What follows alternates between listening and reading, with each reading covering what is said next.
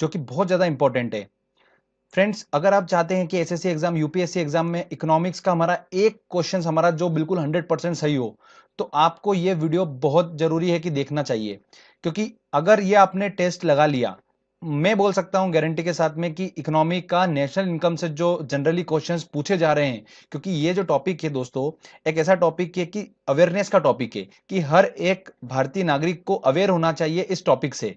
इसलिए इससे एग्जाम में क्वेश्चन बनते हैं। तो मैं चाहता हूं कि आप इस टॉपिक को अच्छे से स्टडी करें और ये टेस्ट लगाएं, जिससे कि आपको बेनिफिट होगा।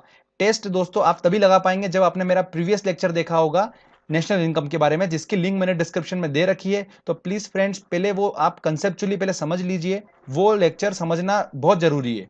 उसका ऐसा कुछ नहीं है कि हम ट्रिक से उसको याद कर लेंगे। वो लेक्चर जनरली हमारी डेली लाइफ के लिए बहुत इंपॉर्टेंट है, जिससे हमको कंसेप्चुअली समझ में आएगा कि हमारी नेशनल इनकम भारत की कैसे कैलकुलेट की जाती है। तो फ्रेंड्स, वो लेक्चर देखने के बाद आप टेस्ट लगाइएगा। आपको 100% है कि इस टॉपिक से अगर क्वेश्चन आता है एग्जाम में, तो आप 100% क्रैक कर पाएंगे। अब हम स्टार्ट करते हैं टेस्ट को, जो कि बहुत ज्यादा इंपॉर्टेंट है। एक या दो क्वेश्चन आपको एग्जाम में देखने को मिलेंगे इस बार के एसएससी में भी इसी टॉपिक से। तो चलिए हम टेस्ट लगाते हैं। दोस्तों, हमारा पहला क्वेश्चन आता है, भारत में राष्ट्रीय आय की गणना निम्नलिखित में से किसके द्वारा की जाती है? तो भारत में राष्ट्रीय आय की गणना मैंने आपको बताया था सीएसओ द्वारा की जाती है, सेंट्रल स्टैटिस्टिकल ऑर्गेनाइजेशन, केंद्रीय सांख्यिकी संगठन, जिसको हिंदी में बोला जाता है। तो सीएसओ द्वारा की जाती है।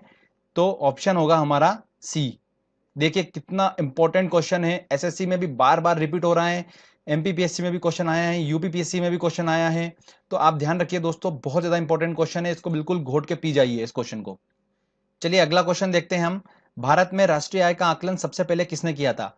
फ्रेंड्स, मैंने आपको बताया था कि सबसे पहले 1868 में दादा भाई नौरोजी ने ही राष्ट्रीय आय और प्रति व्यक्ति आय का आकलन किया था। ऑप्शन में दादा भाई नौरोजी बी आंसर है, इसका लगेगा आंसर बी सही। और दादा भाई नौरोजी ने उसी में बताया था कि प्रति व्यक्ति आय कितनी है उस टाइम पर, 1868 में 20 रुपए थी। तो ध्यान रखिएगा दोस्तों। चलिए अगला क्वेश्चन देखते हैं। प्रति व्यक्ति आय निकालने के लिए राष्ट्रीय आय को भाग दिया जाता है।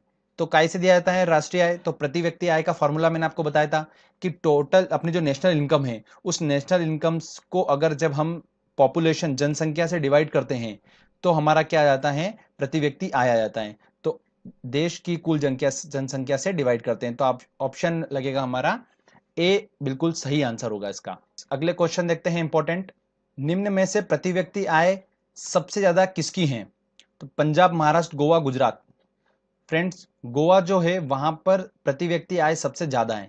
आप इसको ऐसे देखिए कि वहां पर टूरिस्ट प्लेस है गोवा, वहां पर फॉरेनर बहुत आते हैं, वहां पर पैसा बहुत है, तो प्रति व्यक्ति आय वहां पर ज्यादा है। ऐसे देखिए आप इसको, आप आसानी से याद रख लेंगे। निम्न में से प्रति व्यक्ति आय सबसे कम कहां पर है? प्रति व्यक्ति आय सबसे कम जो है वो कहां पर है? बिहार में है। तो ध्यान रखिएगा फ्रेंड्स, बिहार में सबसे कम प्रति व्यक्ति आय है। अगला क्वेश्चन है हमारा, 1867-68 में भारत में प्रति व्यक्ति आय 20 रुपए थी, सर्वप्रथम किसने बताया था? तो मैंने आपको बताया था, दादा भाई नौरोजी ने ही बताया था पहली बार प्रति व्यक्ति आय और नेशनल इनकम की गणना करी थी दादा भाई नौरोजी ने, और उस टाइम बताया था उन्होंने कि 20 रुपए थी प्रति व्यक्ति आय। तो इसका आंसर लगेगा सी। तो इसको आसानी से आप क्लिक कर सकते हैं। ये काफी मोस्ट इंपॉर्टेंट क्वेश्चन हैं, ध्यान रखिएगा फ्रेंड्स। और अब जो आने वाले हैं क्वेश्चन वो सबसे ज्यादा इंपॉर्टेंट है। चलिए हम आगे बढ़ते हैं।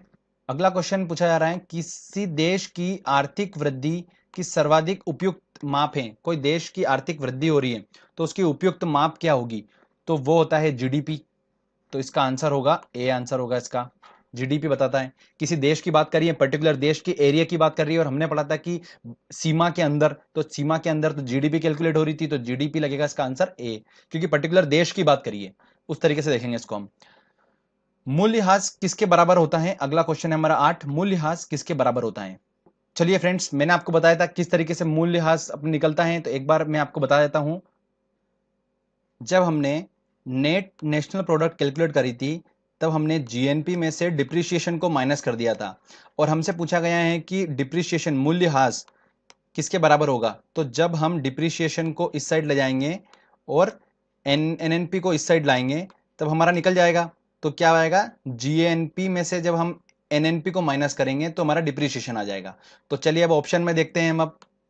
तो फ्रेंड्स, हमने क्या करा था? जीएनपी में से एनएनपी को घटाया था, तो ऑप्शन है हमारा ए। तो आंसर लग जाएगा ए इसका। ठीक है, चलिए अगला क्वेश्चन देखते हैं। राष्ट्रीय आय निकालने के लिए एनएनपी में से किसको घटाया जाता है? तो हमने जब फाइनल राष्ट्रीय आय निकाली थी NNP eight a factor cost, ठीक है, तो उसमें से हमने क्या करा था? अप्रत्यक्ष कर जो इनडायरेक्ट टैक्सेस थे हमारे, उसको हमने माइनस कर दिया था, तो इसका आंसर लगेगा ए आंसर। ओके फ्रेंड्स, बहुत ज्यादा इंपॉर्टेंट क्वेश्चन है। चलिए आगे और लेते हैं हम इंपॉर्टेंट क्वेश्चन। अब अगला क्वेश्चन है फ्रेंड्स हमारा, जीएनपी से एनएनपी निकालने के लिए निम्न में से किसको हटाए। देखिए अभी हमने डिस्कस करा अभी कि जब हम एनएनपी निकाल रहे थे तो जीएनपी जो हमने कैलकुलेट करी थी उसमें से मूल्यह्रास को हमने माइनस कर दिया था, तो आंसर होगा इसका ए, अभी हमने देखा। अगला क्वेश्चन है प्रति व्यक्ति आय इक्वल, उसका फॉर्मूला क्या होता है। तो प्रति व्यक्ति आय निकालने का फॉर्मूला मैंने आपको बताया था, जो भी नेशनल इनकम होती है उसमें से जब हम देश की जनसंख्या जो होती है, कुल जनसंख्या को डिवाइड कर देते हैं तो हमारा प्रति व्यक्ति आय निकल जाता है। तो ऑप्शन हमारा डी, तो इसका ऑप्शन क्या है, डी सही है। चलिए अगला क्वेश्चन लेते हैं इंपॉर्टेंट। आर्थिक विकास का सबसे अच्छा सूचकांक है, मतलब किसी देश की आर्थिक जो विकास हो रहा है उसका सबसे अच्छा सूचकांक क्या होगा, उसकी प्रति व्यक्ति आय ही उसका देश का बताती है कि कितना देश अच्छा ग्रो कर रहा है, कितना ग्रोथ कितनी अच्छी है। तो प्रति व्यक्ति आय से हमको पता चलता है, तो प्रति व्यक्ति आय इसका आंसर होगा ए।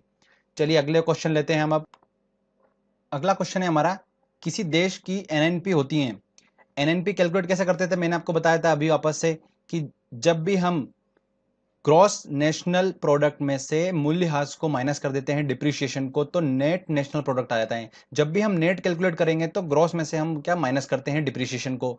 मैंने ऑलरेडी आपको लेक्चर में बता रखा है, अगर आपने लेक्चर देखा होगा अच्छे से तो आप उसको क्वेश्चन को आसानी से सॉल्व कर पा रहे होंगे। तो इसका आंसर क्या होगा, जीएनपी में से हम डिप्रिशिएशन को माइनस करेंगे तो आंसर है इसका डी, मूल्यह्रास डिप्रिशिएशन को ही बोलते हैं।